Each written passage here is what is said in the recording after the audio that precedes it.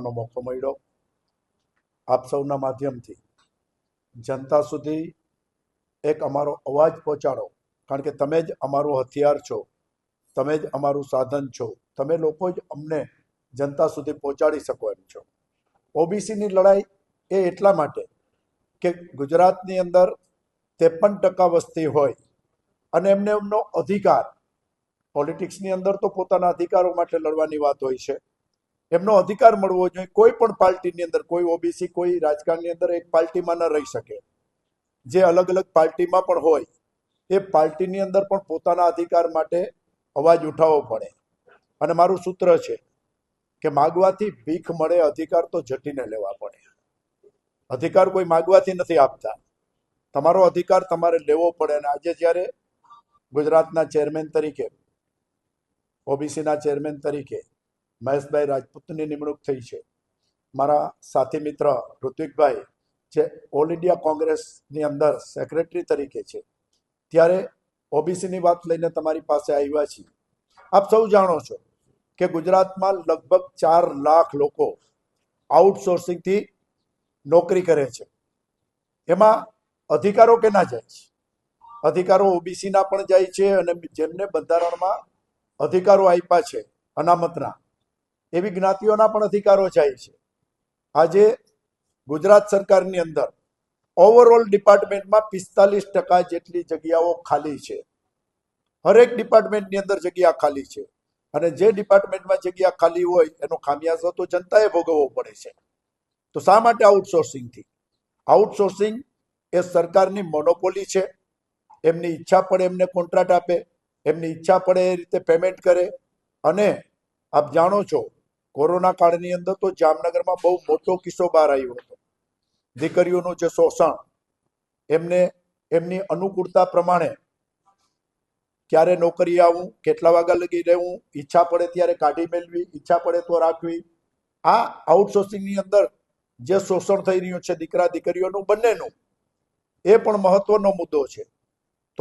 તો ઓબીસીના department through અમે જે મુવમેન્ટ કરીએ છીએ એમાં અમારી પહેલી માંગ તો એ છે કે ગુજરાત સરકારની તમામ નોકરીઓમાં ખાલી જગ્યા છે એ કાયદેસર ભરવી જોઈએ, જેથી કરીને અનામતનો લાભ જે જ્ઞાતિઓને મળે છે, એમના દીકરા હોય કે દીકરી હોય, એવો જનરલી પછાત જ્ઞાતિઓમાંથી આવે છે, સંઘર્ષ કરીને, મહેનત કરીને, મજૂરી કરીને એમના દીકરા દીકરીઓને ભણાવે છે, અને ત્યારે એમને નોકરી ન મળે અને એમનું શોષણ થાય, એ બંધ થવું જોઈએ. જો 4 લાખ નોકરીઓ એ આઉટસોર્સિંગથી હોય એને બદલે કાયદેસરની ભરવામાં આવે તો એમને પણ ન્યાય મળે. અને એના માટે કોંગ્રેસ પાર્ટીએ મહેશભાઈ જેવા, રાજપૂત જેવા લડાયક આગેવાનને જ્યારે ધુરા સંભાળી છે ગુજરાતના ચેરમેન તરીકેની, ત્યારે હું પણ એક ઓબીસીનો મિત્ર છું. મને પણ વર્ષોના, હમણાં મહેશભાઈ કીધું, 2 વાર સાંસદ, 2 વાર ધારાસભ્ય, અને ઘણા સમયથી આ રાજકારણની અંદર સક્રિય છું. લોકોને પડતી મુશ્કેલીઓ, લોકોની સમસ્યા, આજે જામનગરની સૌથી મોટામાં મોટી હોસ્પિટલ હોય જીજી હોસ્પિટલ, જે સૌરાષ્ટ્રની નંબર 1 હોસ્પિટલ છે, એમાં છેલ્લા 46 વર્ષથી અમારી સોશિયલ વર્કર તરીકે મારો આજ દિવસ સુધી એમાં ફોટો પાડવા નથી દીધો, કારણ કે હું ફોટો પાડવા માટે ત્યાં નથી જતો. પણ ત્યાંની જે ફરિયાદો આવે છે, ત્યાંનું જે દુઃખદ વર્ણન આવે છે, દીકરીઓ ઉપર થતો અત્યાચાર, એ મોટામાં મોટી સમસ્યા એ છે. નોકરી, પૈસા, પગાર એ તો પછીની વાત છે. આઉટસોર્સિંગની અંદર જે પરિસ્થિતિ ઊભી થઈ છે એ તાત્કાલિક ધોરણે બંધ થાય, અને સરકાર એ જગ્યાઓ જો ભરે તો જે હકદાર છે એને કાયમી નોકરી પણ મળે, ને એના પરથી એક ડર પણ નીકળી જાય. ઈચ્છા પડે ત્યારે એમને કાઢી મેળવામાં આવે. 11 મહિનાના કોન્ટ્રાક્ટ ઉપર રાખ્યા હોય ને ગમે એ બાનું કરી અને એને 3 મહિનામાં છૂટા કરી દેવામાં આવે, કારણ કે એમની ઈચ્છા પ્રમાણે એ વર્તન ન કરે. તો એવો અધિકાર તો લોકશાહીની અંદર કોઈને ના આપી શકાય.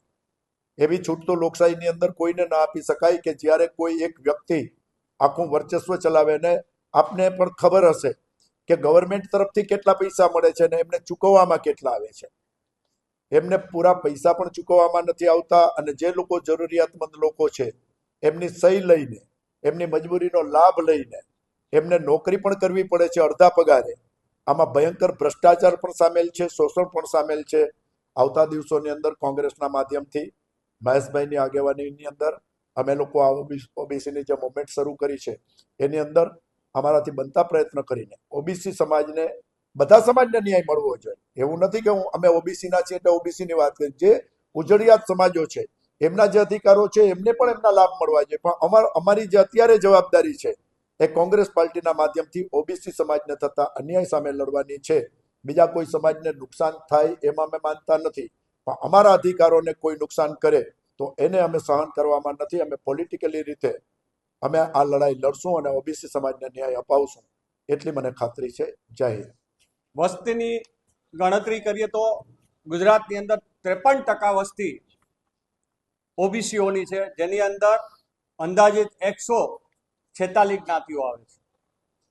ગુજરાત સરકાર અવારનવાર ઓબીસીઓને ન્યાય આપીએ છે તેવી વાતો કરે, પણ 1931 થી આ દેશની અંદર જાતિ ગણના કરવામાં આવી નથી. ત્યારે પહેલી માંગ તો અમારી છે કે ગુજરાતની અંદર વસ્તી ગણતરી આવે, અને એ પણ વસ્તી ગણતરી જ્ઞાતિ મુજબ થવી જોઈએ કે જેથી કરીને તમામ જ્ઞાતિઓને ન્યાય મળે. જ્યારે આપણે 53% વસ્તી ઓબીસીઓની હોય અને છતાં ગુજરાતની અંદર એને પૂરો ન્યાય ના મળતો હોય, તો એના માટેની અમે શરૂઆત કરી રહ્યા છીએ. ગુજરાતના ઓબીસી જ્ઞાતિમાં આવતા તમામ લોકોને અમે અપીલ કરીએ છીએ આપણા માધ્યમ દ્વારા કે આવો, જોડાવ, અને તમે તમારા વિચારો, જે તમે તમારી જ્ઞાતિને, જે ઓબીસીમાં જ્ઞાતિઓ આવે છે એને ન્યાય અપાવવા માટે અમારી સાથે જોડાવ, અને જોડાઈને આપના વિચારો છે, આપની જ્ઞાતિને થતા અન્યાય માટે અમે લડીશું, આપની સાથે લઈને લડીશું, અને તમારી જ્ઞાતિમાં તમે આગળ થજો, અમે તમારી પાછળ રહી અને તમારી સાથે ખંભેથી ખંભો મિલાવી અને અમે આપની જ્ઞાતિને ન્યાય અપાવીશું. વિશેષમાં જુદા જુદા જે વિષયો છે એ વિષયો માટે વિક્રમભાઈ અને ઋત્વિકભાઈ વાત કરશે, એટલે હું વિક્રમભાઈને કહું કે તેઓ આપને સંબોધન કરે, કારણ કે ઓબીસી ડિપાર્ટમેન્ટના ગુજરાતના ચેરમેન બન્યા બાદ આ પ્રથમ આપણી પત્રકાર પરિષદમાં આપણે સૌ મળ્યા છીએ, ત્યારે આપ સૌનો હું આવકારું છું અને સ્વાગત કરું છું. આજની આ પત્રકાર પરિષદની અંદર ભારતીય રાષ્ટ્રીય કોંગ્રેસના સેક્રેટરી, ચોટીલાના પૂર્વ ધારાસભ્ય શ્રી ઋત્વિકભાઈ મકવાણા, જામનગરના 2 ટર્મ સાંસદ, 2 ટર્મ ધારાસભ્ય રહેલા અમારા સિનિયર, મારા મિત્ર, મારા ભાઈ એવા વિક્રમભાઈ માંડવ, આજે આપ સૌની સામે અમે આજે ઓબીસીના માધ્યમ દ્વારા આવ્યા છીએ. ત્યારે પ્રથમ કે ગુજરાતની અંદર ઓબીસીની અંદર જ્યારે આપણે જોયું છે કે આ જે સ્વરાજ્યની ચૂંટણીઓ આવે છે અને એની અંદર જે અનામત દેવામાં આવી, એ અનામત માટેની લડાઈ આ કોંગ્રેસ પક્ષે કરેલી હતી, અને કોંગ્રેસ પક્ષ હંમેશા નાનામાં નાની જ્ઞાતિ સાથે જોડાયેલો છે. ત્યારે વધુમાં વધુ લોકો ઓબીસીની અંદર, ઓબીસી ડિપાર્ટમેન્ટની અંદર જોડાય